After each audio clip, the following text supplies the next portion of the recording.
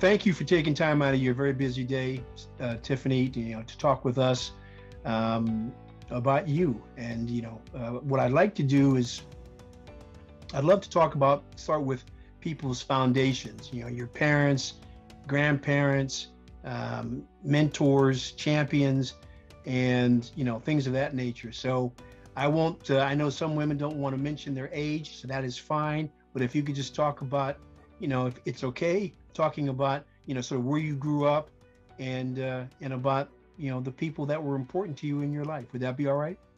Yeah, that's awesome. Let's do it. All right. So yeah. So tell me, where were you born? I was born in Galveston, Texas, which is a small island on the very tip of Texas, right outside of Houston. Okay. And do you have any siblings? I have a sibling. He is here. My mother, just to share a little bit about my story, my mom was a teenage mom. She had me at 16, okay. And we moved to California. And when I turned 24, my mom had another child. So we're 20. Okay, hold on, Tiffany. I lost you for a hot second. Your screen kind of froze up for a moment. Oh, it did? Yeah. So let me just go back. So you left Galveston. Yeah, we moved to California with my great aunt and uncle, and we were here. And when I graduated from college, my mom had another child 24 years later. So yes, I do have a younger brother. I have a sibling, and we're 24 years apart. Well, that's something else. So tell me then, so approximately tell me how long did you stay in Galveston? I was only in Galveston until I was about 2 or so. So I'm really a California girl. I've been here in the San Francisco Bay Area since I was the age of 2. Okay. We go back to Texas on a regular basis. We'll be going back this month to visit my family. My grandmother had 8 children. My mom is the second oldest and the oldest daughter. So I have a huge family in Texas. Okay. So it was just you and your mom that moved to California? Yes. Okay. And if you don't mind me asking, what role, if any, did your dad play? No, Dad didn't play a role. He was also young as well. I think he was 18. My mom was 16. And so really didn't have a strong relationship with him, and didn't even meet him until I was probably like 13 years old. Okay. And even from there, we just, we know each other. We kind of communicate, but there's no like real there. But I think the more exciting piece about that is that when we moved to California, we moved with my great aunt and uncle. So I had my nanny and I had my Uncle John. So I was never in deficit of a male role model in my life, and a positive one. So I feel absolutely blessed for that. Yes. So what made your mother decide, and your aunt and uncle decide to move to the Bay Area? So this is pretty cool. So my mom, prior to having me, my great grandmother lived here, and my great aunt, right, which they were sisters. And so my mom would come every summer prior to, getting pregnant, and she loved it. And so she dreamed about, she said she would lay on the beach with her girlfriends and they would read 17 magazines, and she would talk about how she's going to move to California and have this amazing life and all of this. And so she always knew she would be going back to California. She just didn't know she would be going back with a little girl in her arms at some point. So it was always her intention to come to California and live. Okay. So my aunt already lived here, and so did my great grandmother. So it was a kind of an easy transition for her. So with your mother being so young, 16, and having you, so then approximately she's 18 when she goes out to California. Once your mom arrives, what is she doing, Tiffany? Is she going back to school? Is she working? What's going on? So yeah, my mom is amazing. She is totally my role model. I think she is super beyond amazing. And basically what she did a combination of both. She went to junior college. She finished up, her high school diploma. And then she worked for Hertz. And she's been at Hertz for over 40 something years. I remember her getting dressed with that yellow bumblebee kind of outfit and going to work the counter. And she, rose up through the ranks there at Hertz. And she just recently retired during COVID. So my mom has really positioned me and our family for greatness. She didn't complete her her actual college degree, but what she did is she made some really solid investments in real estate with the help of my great aunt and uncle who believe in owning property and really have positioned our company, our family for success for many years to come. So I'm really proud about what she's done as a businesswoman as well. No, that's fantastic. So your great aunt and uncle, what kind of work were they involved in, Tiffany? Do you recall? They were retired. Okay. Yeah, so they were retired, but what happened was, so they were quite older than your mother. Yes, they were. So they were very much older. So great aunt and uncle, meaning they were my aunt was my grandmother's auntie. So okay. Yeah, so when we came to California, she was already like 65. And we call her nanny because she took care of other children in the neighborhood. And all of our parents were single moms as well. And so she took on, it was about 5 of us or so. So basically we called her nanny because she took care of children in the neighborhood, and she may have charged or may not have charged. I don't think she was charging much to take care of all of us. So that was really her job in her senior years, was really taking care of children. Wonderful. All right. So then tell me now, so when you and your mom and everyone, you move out to the Bay Area, where in the Bay Area were you, Tiffany? In San Francisco. So I grew up in foggy San Francisco. I never knew the sun came out. I had a jacket on 24/7 until, you get out of my neighborhood is the foggiest in San Francisco, is the Ingleside area. And we would go to the other side of town, and there's sun. If you go to the East Bay, there's the sun, but it was always hiding from us. San Francisco's a pretty kind of chill place. Temperatures don't get too high there. Right. So when you moved there, did you pretty much, let's say from the time you moved through high school, did you pretty much stay in the same neighborhood? I did. I grew up in a wonderful neighborhood. So we lived on the corner house with Nanny and Uncle John and her 5 musketeers that she took care of, which was just amazing. I've known them before I can even speak, so we're still very close. I consider them my brothers and my sisters, and we live in a working class African-American neighborhood with a lot of diversity in it, which was pretty cool. We had neighbors in California. You'll find a lot of diversity, which is really amazing, but it was predominantly Black working class. And so we had a really great upbringing in terms of going to the park, hide and seek, riding bikes, and just having the amazing, support of Nanny, Uncle John, and, our parents. So I've been really, really blessed. Yes. When I look back in terms of my childhood, it really has been, I think the reason it really a critical piece to my history, and it has helped kind of mold me into the person I am today. I get a little emotional about it because I just feel really blessed. Yes, no, I understand. I feel blessed as well to come from wonderful parents, grandparents, aunts and uncles. So I certainly understand that. And it's fantastic. And as we get older, we realize how really blessed we are, because not that many people, especially people of color, have that kind of close-knit family. Exactly. Positive family. So, all right. So would you say that the area that you were in, and was called Ingleside. Mm-hmm. Would you say it was kind of insular? I mean, did you and your friends sort of venture outside of Ingleside, or? Oh yeah, we totally ventured outside of Ingleside. We would get on our transportation system called Muni. We have one of the best transportation systems of any large city in America. So you can get on it fairly easy, and you'll be like at least 2 blocks away from every location that you're trying to get to. So we totally rode the Muni to different parts of San Francisco. And then we also have something called Area Rapid Transit, which connects us to all of the other cities throughout the Bay Area. So Oakland and Richmond and San Jose and some other places. So we can easily move around this big metropolitan area we call the Bay Area. So tell me a couple things. Tell me what high school was like for you.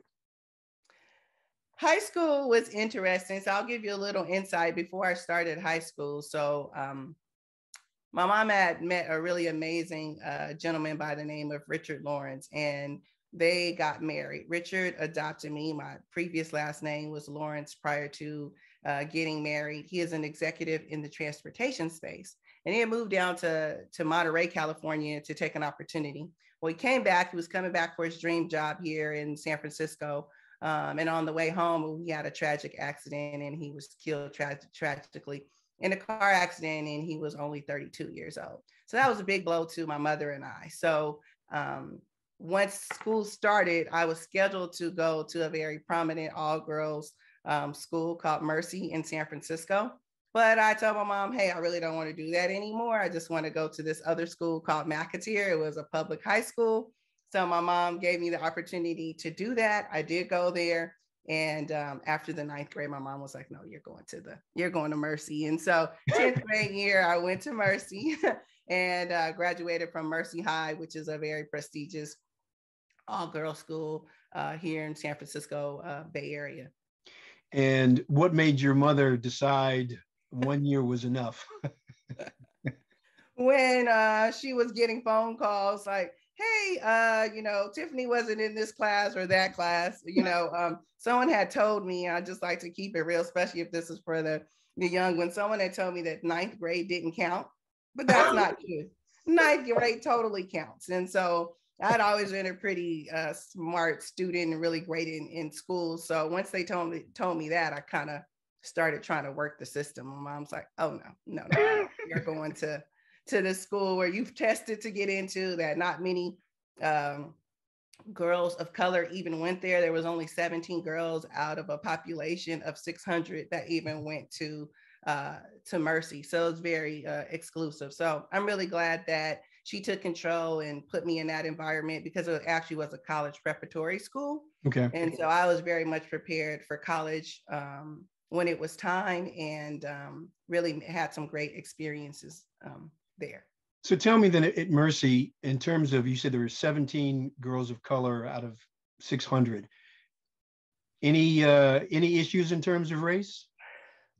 I think we've dealt with race, because they don't know why you're there, or a lot of their parents are like business owners, entrepreneurs, lawyers, doctors.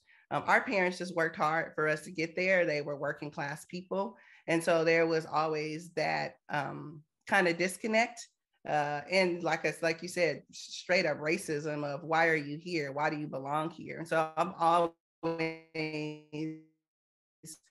that experience. I've known that I have to Tiffany, show them that I have all of the credentials. Mm-hmm. Yeah, you froze up again. So let me just, what you said was, I want to make sure I have that. So okay. Say that again about the racism and so on. Yeah, so I think it was very clear that there was some racism there, because they were still trying to understand why we were there and how our parents could afford for us to be there. The school was very expensive. They didn't really offer a lot of financial aid. Our parents, most of us, the young women who went there that were of color, our parents were working class. And so there was always that disconnect in trying to understand why we were there. And so I think throughout my career, that was good preparation, because even at the corporate table, right, I'm usually the only African-American woman in the room, but I'm very well positioned from that experience to handle myself in a room and not have a problem with that, and know that I deserve to be there. I'm very confident that I deserve to be at Mercy, and I'm very confident that I deserve to be a CEO with a seat at the table with other people who don't look like me. Yeah, no, that's fantastic. So in high school, so I'm gonna ask you about your great uncle, but were there any, going to Mercy, did you have any sort of mentors or champions, teachers who sort of believed in you and went the extra mile for you, Tiffany? Yes, I did. Overall, I had a really great experience in Mercy, but I did have a teacher there, Mrs. Sweargen, who just really instilled in me the greatness that I had within myself. I have a really great family, so self-esteem and building that really came from home. So I came to the table with that, but I think what she did was just like reaffirm it in that particular setting, right? And so I really appreciate Mrs. Swearengin for, taking that extra time and effort. I think teachers are critical to the success and the self-esteem of students on this journey, on your journey in life, because you're trying to figure out who you are, and you're trying to figure out your place.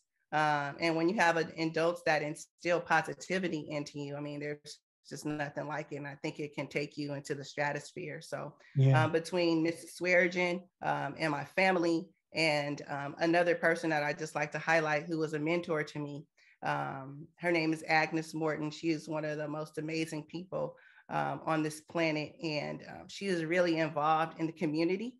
And her son was one of the children, his name is Kwanzaa, that Nanny took care of, right?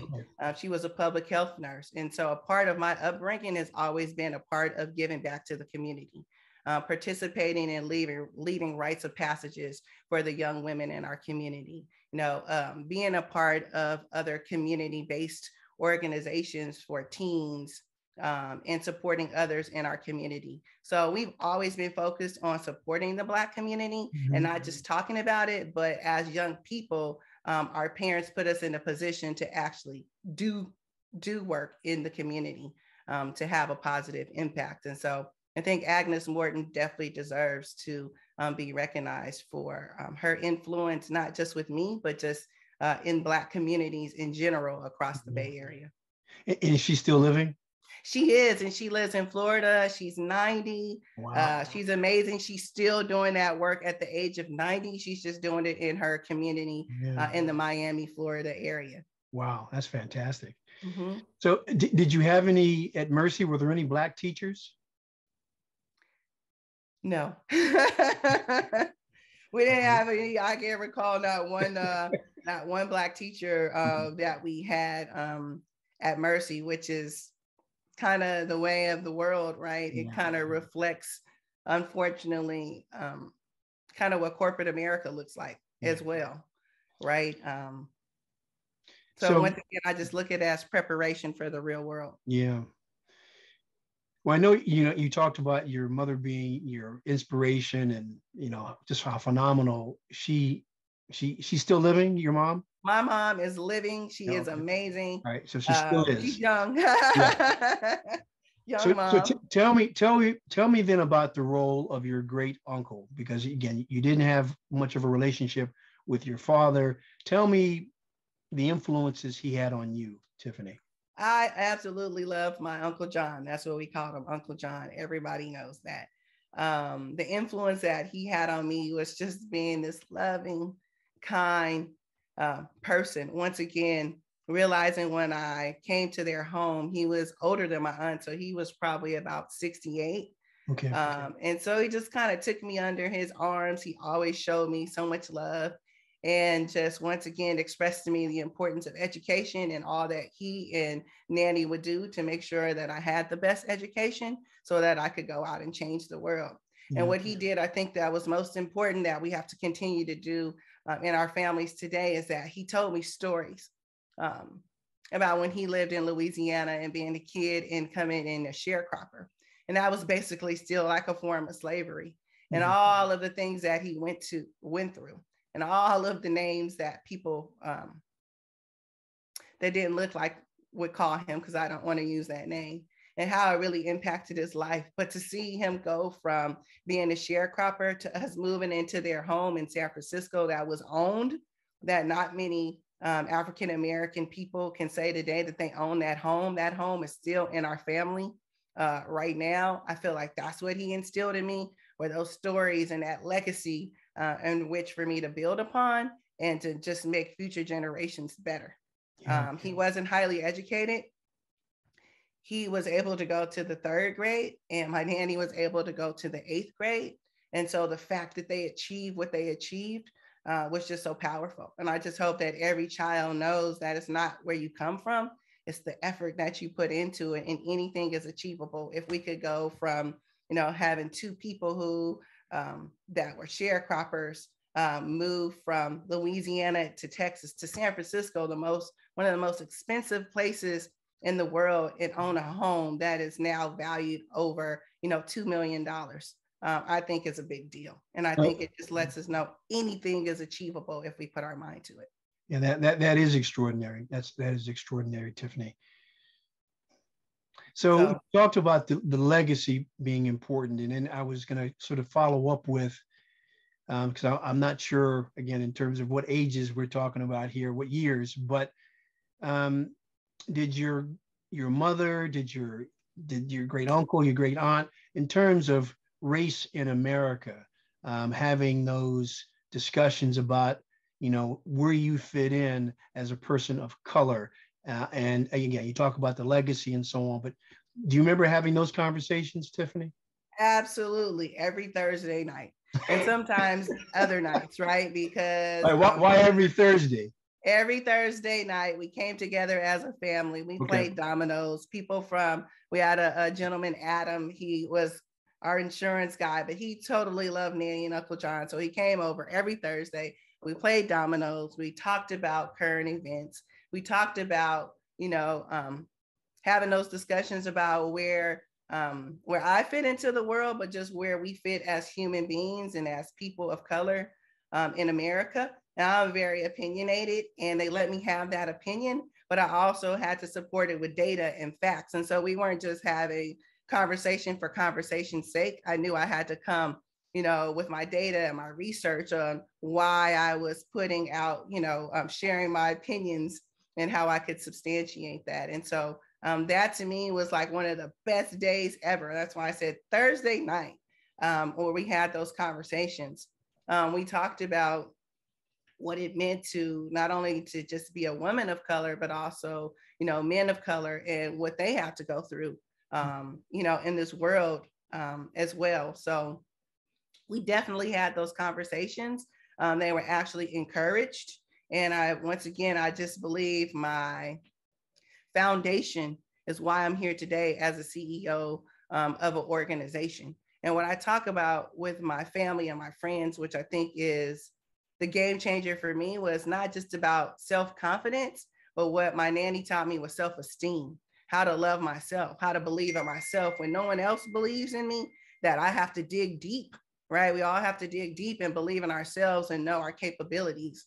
And that comes from our legacy of being slaves, of being people who have always had to work hard and fight against the odds and fight against racism, fight against prejudice, right? You have to find that inner strength to push through. And so I think those conversations were critical in really building my self-esteem and giving me the confidence that I have today to really lead a multi-million-dollar organization. Yeah. No, thank you. Every Thursday night sounds fantastic. So did your great uncle and the gentleman who was your sort of insurance guy who came over, did they reflect on people like Martin Luther King or Malcolm X and Fannie Lou Hamer, whoever it might be? Yes. Did they try to? Because I would assume that at Mercy they weren't teaching a lot of Black history, right? No. So Black history really came through those conversations on Thursday, but also through Agnes, right, that I mentioned earlier. She was a Black Panther. My brother, his name is Kwanzaa. We've celebrated Kwanzaa before Kwanzaa was even a thing or a national holiday. So our history has always been rooted in my childhood. And so at those Thursday conversations, I don't know if you remember, Adam, but remember in most African-American homes, they had the picture of like Martin Luther King. They had John F. Kennedy. It was kind of that velvety looking kind of material. Right. and then sometimes Jesus. And Jesus, right, exactly. So we would talk about Martin Luther King. I think they really, they talked about like all that he did, but also just the devastation and the impact of his death on civil rights and our ability to really move the needle in terms of racism.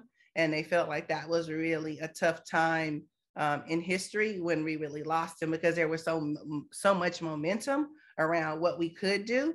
And we still hadn't had a person at that time, and I don't think still to this day, that has ever stepped up the way that Martin Luther King Jr. did to really champion humankind, to champion people of color.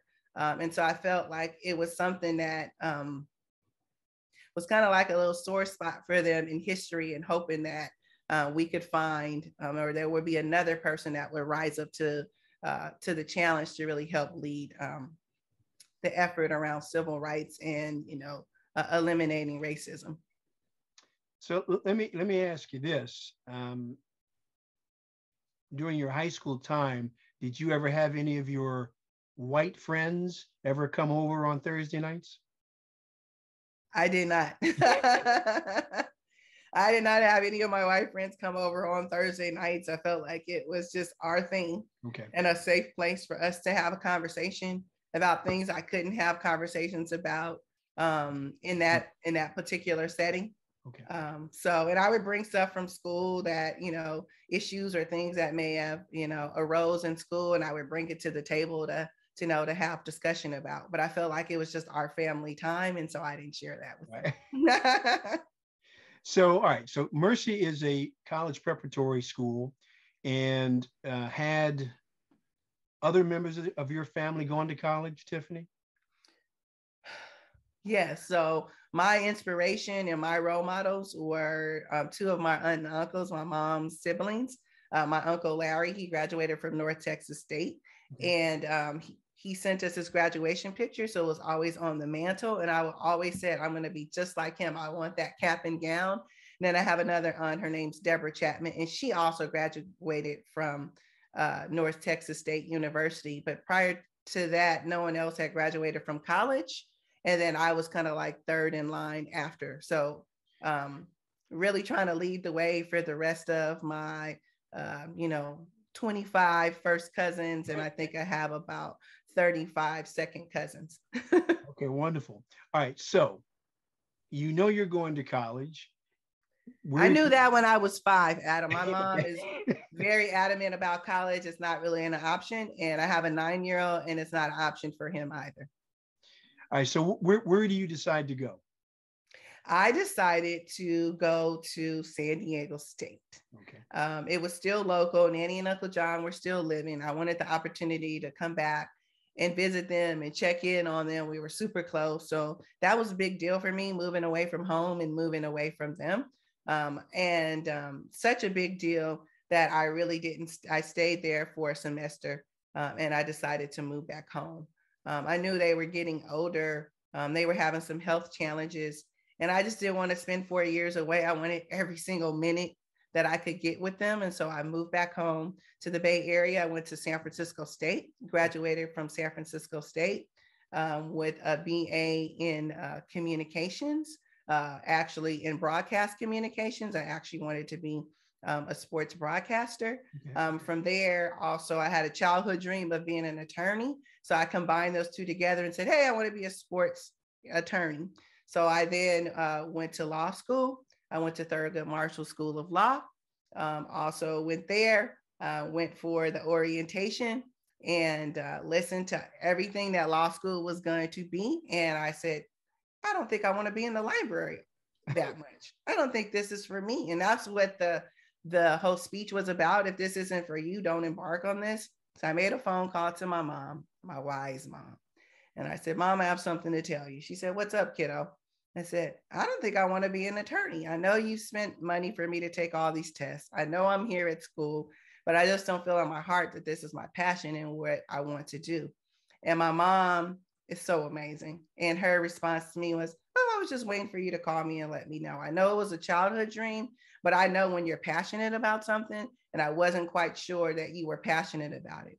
But in order for you to come back home, you must get into a graduate program. Don't even think about showing back up here in California unless you're enrolled in a graduate program. So what I did was I enrolled in a master's degree program at the University of San Francisco. It's organizational development and human resources. It was the best decision that I've ever made. And that is really the foundation and what our company is really based on, which is organizational development which is the psychology of people in a business setting. So it all worked out. And then from there, I've been a consultant and then ultimately became the CEO of Newhouse Project Consulting. Well, that's fantastic. So the period from you get your master's from San Francisco State. I get my BA from San Francisco State and master's from University of San Francisco. Okay. And so the transition from that point, how long did you spend working for other people until you founded your own company? Awesome. Great question. So I worked for people for at least, I'll just kind of tell you my story a little bit. So I have been really an independent contractor since I finished my master's degree. So I had some really great professors, and they shared with us that you could go out and you could do your own thing. You could be a consultant. And I had never heard of this before, right? That I didn't have to go get a job in a corporation per se with this kind of set title. That you could go out and you can consult in this space around change management and org development. And so because I live here in the Bay Area, Silicon Valley is right in our backyard. And then we also had the .com boom here as well. And so when I graduated, it was just perfect timing. When I graduated with my master's, that's when this whole technology revolution happened. And I never went to go work for a corporation. I was hired as an independent consultant to help deliver large transformational changes to organizations. It could be technology changes. It could be culture change, any type of large transformational change within the organization. And so I really got my foot wet and really just did my own thing for probably about 10 years. Okay. And then Microsoft came knocking on my door. And Microsoft came knocking on my door in 2000. I should know this because this is the same year that I actually got married, 15 years ago.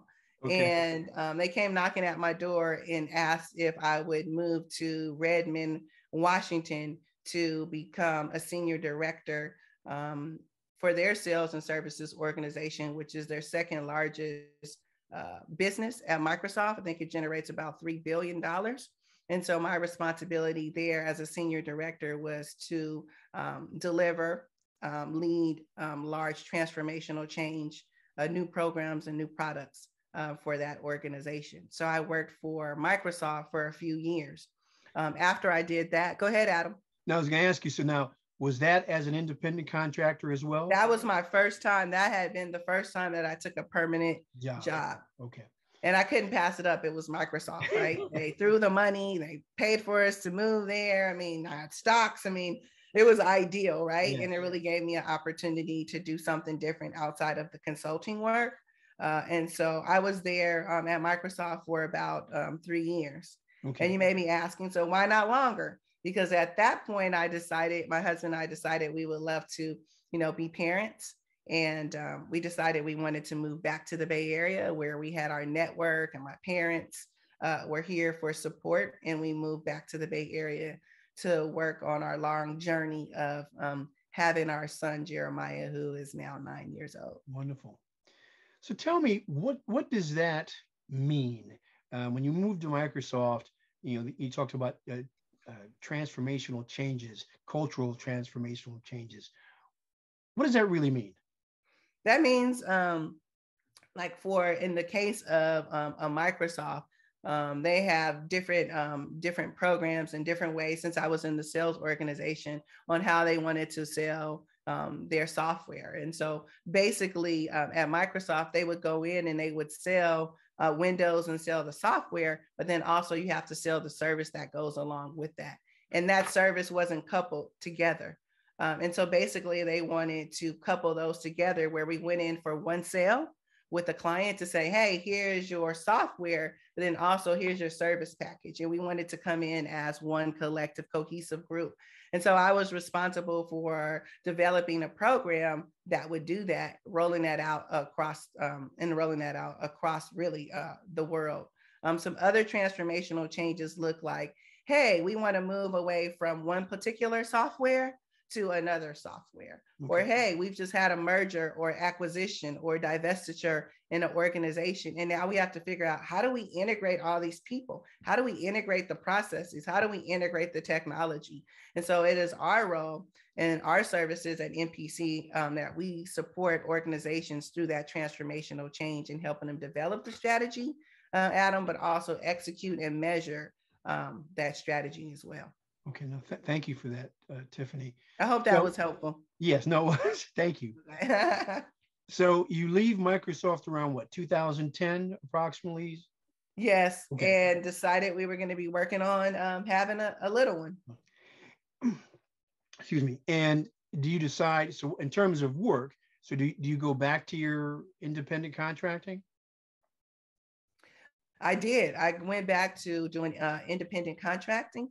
And just for full transparency, sometimes you think things are going to be easy, like having a child, and it wasn't quite as easy as we thought. So it was a little journey for us. I would say about a 3-year journey of some losses, but ultimately the greatest gift that we could ask for, which is our son, Jeremiah. So during that time, I worked as once again a consultant, worked for Kaiser Permanente.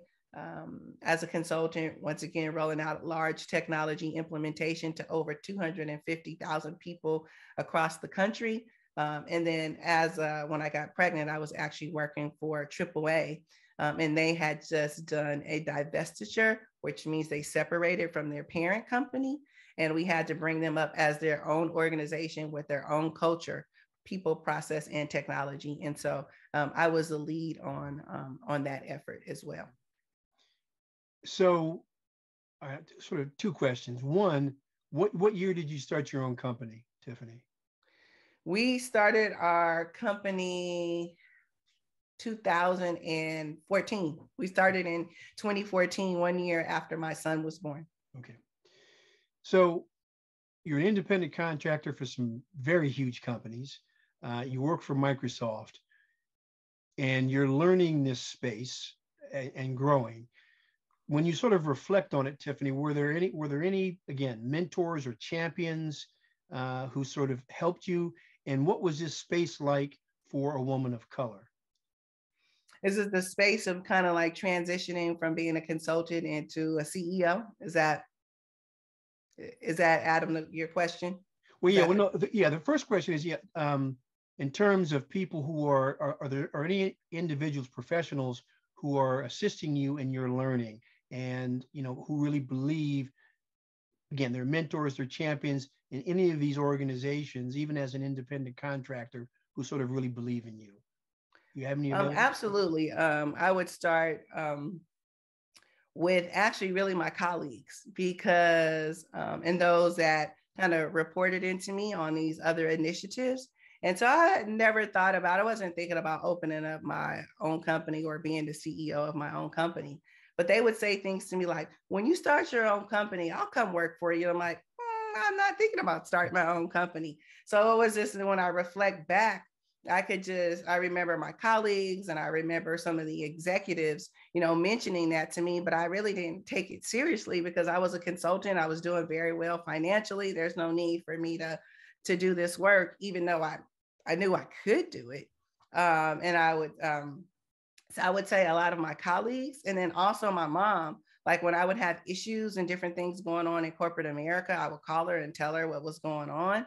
And she would say things like, well, when you have your own company, you can do it the way you want to do it. And you can treat people the way you want to treat people. Right. And so it's always been like these little breadcrumbs and little nuggets of people putting that in my brain that I could do it and I was capable of doing it and that I should do it. But I don't think it was until my husband, who's actually my business partner, that he came to me after 1 year. Jeremiah turned 1 year old, and I thought I was going to be eager to go back into the workforce. I was pretty much on an executive track, VP, all of that, and I would just go back into the workforce. I was going to get a nanny. They were going to take care of Jeremiah, but I actually fell in love with the little kid, and so I didn't want to go back to work. And my husband's like, "Hey, are you going to go back to work? What are you going to do?" And so I'm not sure. And if you meet my husband, he is so risk averse. He's a finance guy. and he's very risk averse, but he said, hey, why don't we do our own thing? Why don't we step out on faith and believe in ourselves? You're an executive. He was also an executive at Wells Fargo doing mergers, acquisitions, actually a senior VP at Wells Fargo. And he challenged me. He said, hey, I know you don't like doing all the paperwork stuff. You know, you're good at the business development and all the other aspects. I can do all the back office, the CFO and the COO work. And he quit his job and we took a chance and we invested in our company. And 9 years later, here we are. Yeah, that's great. That's great. Well, yeah, I've got to ask you, because I do want to go back to, were there many women of color in this workspace? But I got to ask you, why, if your husband was so risk averse, what made him decide to take a leap of faith when he, in terms of taking this risk? Because I trust him and I know what he brought to the table. And I know what we brought to the table. We were already a power couple in our own right in terms of in our individual, careers. And I just knew bringing that together that we would be even more powerful and have the ability to really make a difference. And the other reason was really because I wanted to give people who look like me opportunity that I didn't get. So I'm going to circle back to what you said. No, there wasn't a lot of people of color or women of color who were there to guide me along my journey. I had some tough times, Adam. I'll tell you some things that were said to me. You just go scribe. You just go, the way I was treated. And I had a master's degree and experience as well. And I thought to myself, I'll never treat anyone like that. And I'm going to make sure that I give people who look like me an opportunity that they normally wouldn't get.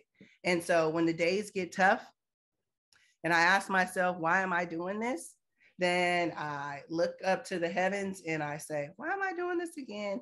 And God always reminds me that there's a greater purpose, which is to give back to my community. And that's what I'm doing. We are 90% African-American. We are 90% women of color. And I'm giving people opportunities to work on projects and get experience that they would never have coming directly out of school or in their careers, tenured careers as well. So when you ask why do we do it and why did I take that leap of faith? Because I knew it was bigger than me. And that's really why I did it. Wow. So, so in terms of going back to your previous experiences, and there weren't that many women of color, I mean, were you like in many circumstances the only one? Pretty much all circumstances, I have really been the only one, especially sitting in that executive roles, and the type of transformations that I have to lead are normally within the C-suites or with your CEOs, your COOs, right? And so having a seat at that table, there's really not any really women of color or women that I could look up to in that setting. And so that's what I want to be to the people who work for me. And I think I do that. And I'm very intentional about doing that and setting up separate time to do coaching and still be accessible as the CEO to everyone in the organization. Okay. So in your experience, I mean, how much better or worse or the same has it gotten for women and women of color in that C-suite space? I would say it's getting better, but I get concerned because sometimes they give us the titles like, hey, you're my head of diversity and inclusion. And I feel like sometimes that can be just a role that they're giving a person because they want to check a box. Right. I think women, we can do more than just diversity and inclusion. I think we need more opportunities in the roles of CEOs, in the roles of COOs, in the roles of, CFOs, chief financial officers. We bring so much more to the table than just the discussion around, how do we move the needle around diversity and inclusion? And so I really would like to see more opportunities for women of color and more of those kind of C-suite opportunities beyond just diversity and inclusion. But I have seen some progress Our business is doing, very well. We partner with a lot of large organizations like Salesforce, Kaiser Permanente, because they also have metrics they need to achieve around working with, women of color and small businesses and diverse businesses. So you see the needle moving somewhat, but it's definitely not moving at the pace that it should. And I still feel like, as a woman of color, Adam, I have to fight for a seat at the table. And for them now, as a small business, to recognize, although I'm a small business, I'm coming with 25 years of experience doing this work. All we need is an opportunity. And sometimes they don't have the faith in the small businesses, especially African American owned businesses, to give us an opportunity because they don't think we can scale. Well, give me an opportunity to show you that I can scale. Give me the opportunity to show you that we deliver excellence. And so that's how I challenge the corporations. I don't want to just be an organization that's checking the box. I want to have real opportunity to generate revenue with your organization. And then when we do that, then I'll say, Adam, that the needle has moved when we're not just checking a box, but we're actually getting some financial benefits from our relationships with these corporations.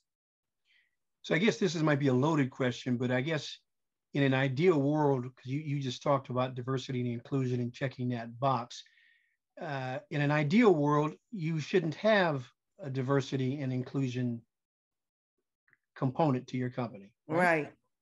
No, we should be going head to head on who's bringing the best services, who's bringing the best talent to that organization. But we know that doesn't happen because organizations we just talked about, they don't look like us. Those in the C-suite, they're white men. They're bringing in their friends. They're bringing in their families. They're not reaching back to the communities of color because they don't even have a relationship with the communities of color. And so they have to put these type of safeguards in place just to force the relationship, which is so unfortunate. But it is the state of the union is where we are today, even in 2022. Yeah. I've talked to a number of very successful women like you, women of color, and they've talked about some of the difficulties in terms of getting financing from banks. And then that is still a huge hurdle. What's your take on that, Tiffany? Yes, it's a huge hurdle, but one of the challenges, and I would say to any young person who may be listening or watching this video, is also one of the pain points in African American businesses is that we don't always have our finances in order. And so one of the areas that I'm very blessed in, I mentioned to you that my husband, Jerry, he has an MBA from Purdue in finance. And so our books are very good, but that's his job, right? And I don't have to pay someone else to come in and help me get my books together. And for other African-American businesses, which really are kind of sole proprietors, they don't have that luxury of having, a financial person on their staff or finding a really great person. And so half the battle is when you go to the banks, Adam, is that you have to have your financials in order. And sometimes it's not just the bank, it's also what we need to do as businesses, as business owners, to bring the right paperwork and have the right information so that banks can make that decision to help us around financing. But I do agree there still is racism involved in that because I think they ask us to provide more than they would ask another company to provide. And we've seen that as well. But I think we also have to own our piece in it, is making sure that we have our business in order, that our books are in order, and we can show and share with those banks why we deserve that money and how we'll be paying that money back. No, thank you for that insight, Tiffany. Thank you very much. So where do you see, how large is your company right now? How many employees do you have? It is so exciting right now. So we started off with 2 employees, which was Jerry and I. And now we are up to 20 employees. And we also have some independent contractors that work for us. So we're really excited about the future. With the future with growth comes new challenges. And so we're pushing through that, but they're great challenges to have because that means that your company is moving from that startup into like a real, a real company, which is really pretty cool. So we Yeah, have 20 employees great. so far and growing. That's fantastic. So tell me, where do you and Jerry want the company to be, let's say 10 years from now? So typically what we do, we try to do what we do in our organization. We do a 5-year plan. We revisit that plan every year to see if anything, we want to change anything, or has the market changed? What is the landscape of business? So are there different things that we want to do in order to achieve our 5-year goal? And our 5-year goal is really to become a $20 million organization. Okay. Which is pretty exciting. I think this year we will be close to that, in probably about $8 to $10 million in revenue this year. It's been a really great year so far, and I think we're on track to achieve our goal of becoming a $20 million company. The areas that we really want to focus on are our 3 core service areas, which are, once again, organizational development, which is really a focus around culture and performance in the organization, technology solutions, where we support organizations through new technology or enhanced technology implementations as well. And we recently just became a partner with Salesforce. Woo! So we're going to be doing a lot of work in that technology space. And then finally, just change management, which is just simply ensuring that all of these large projects and transformations, that they get adopted in the organization and ultimately get measured to help the organization realize all of the, their return on investment. So we're really excited about what the future holds. That sounds fantastic. So talk about you in terms of your leadership style and where that sort of grew from, Tiffany. I treat people how I want to be treated. I'm really serious. I mean, I read a lot of books and all of that great stuff, and that's great. But at the end of the day, I think the secret sauce is just being an authentic human being, right? And just being genuine with people.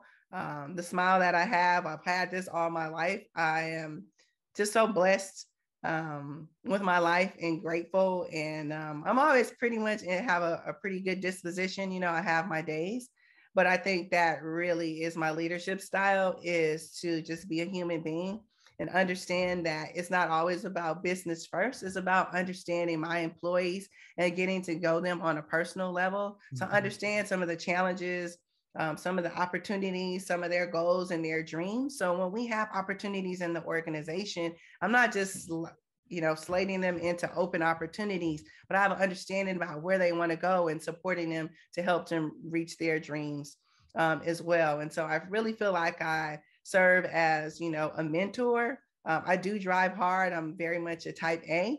I'm about getting things done and delivering. But I think that is the mark of a great CEO.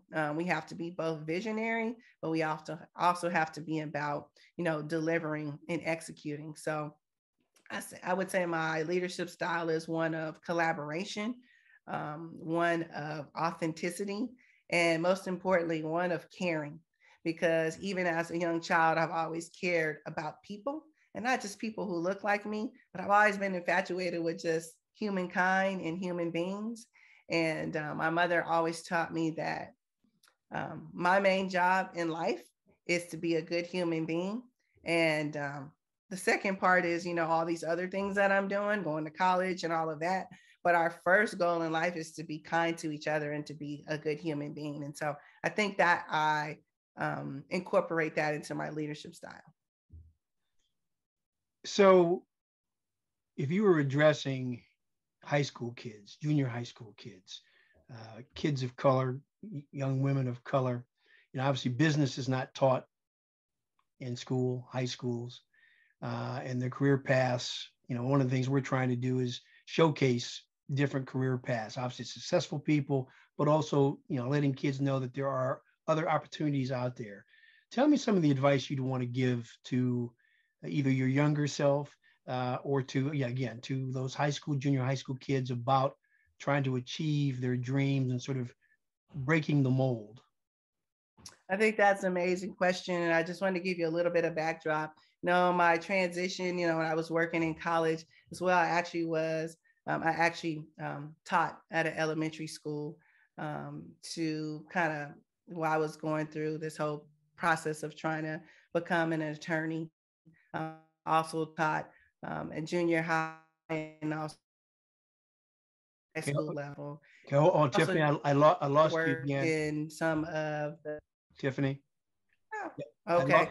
I Okay. lost you. Sorry about that. No, I lost you again. So you're talking about while you were at Thurgood Marshall, you were teaching elementary kids. Go So back. prior to me going into, so right after I finished college, my first job out of college was working at an elementary school, being a counselor there. Then I also moved along to work in junior high, high school, and then with some other community-based organizations and some of our lower income areas within San Francisco. So I just want to let you all know that I have a passion around young people and their ability to achieve.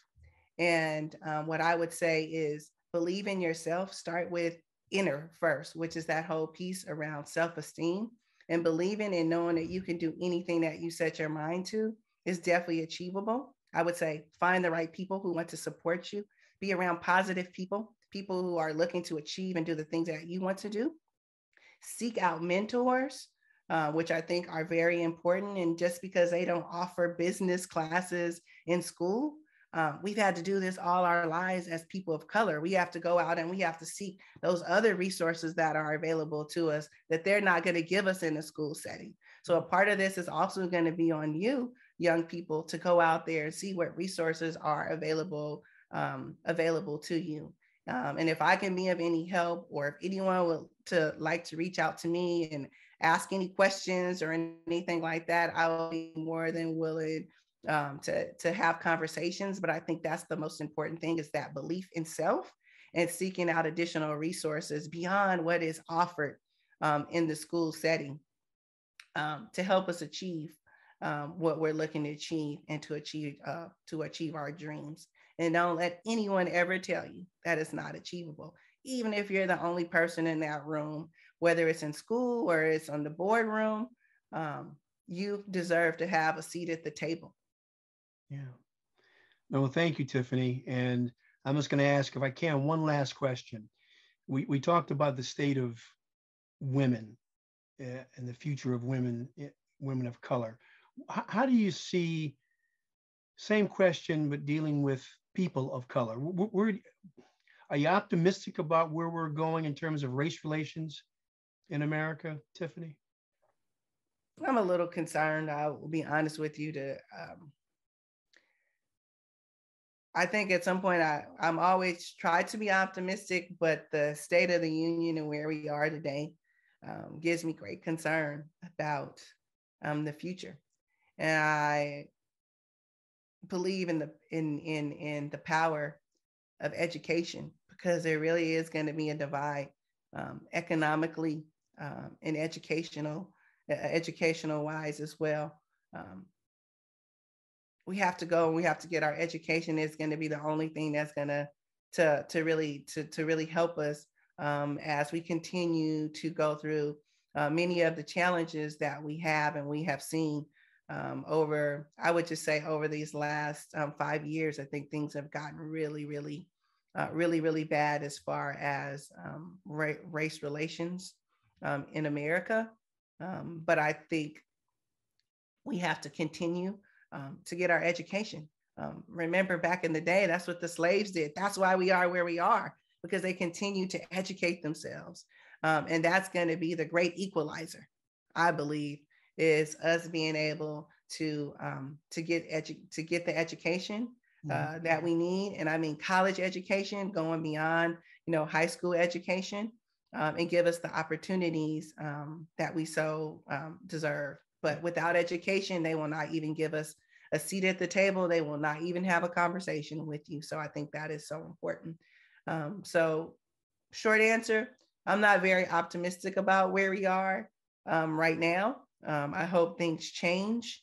But right now, I have a bit of sadness in my heart, not only for me, but for my son, who's 9 years old, who I have to continue to have conversations with at 9 about the police, about a lot of the things that happen as it relates to race in this country, and having to have the conversation with a 9-year-old. I think it takes away some of his innocence, and it really upsets me. So, but I think we can do anything as a people.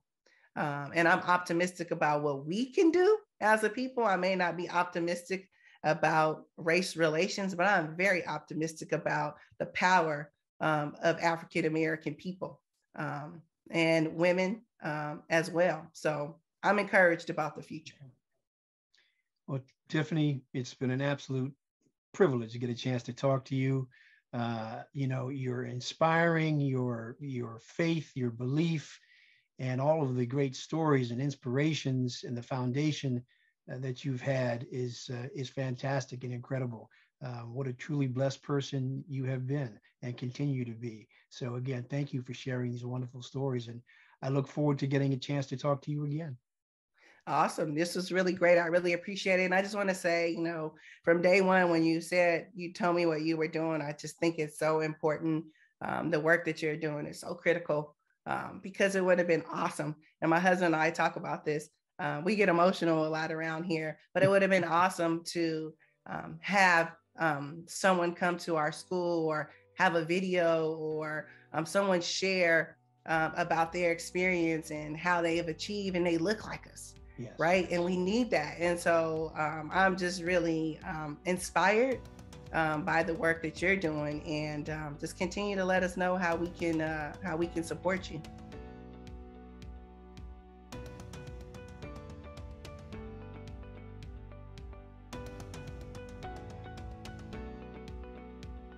This is the Black Experience for all.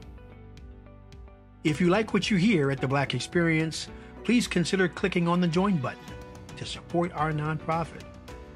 I'm Adam P. Kennedy. Thank you for joining us.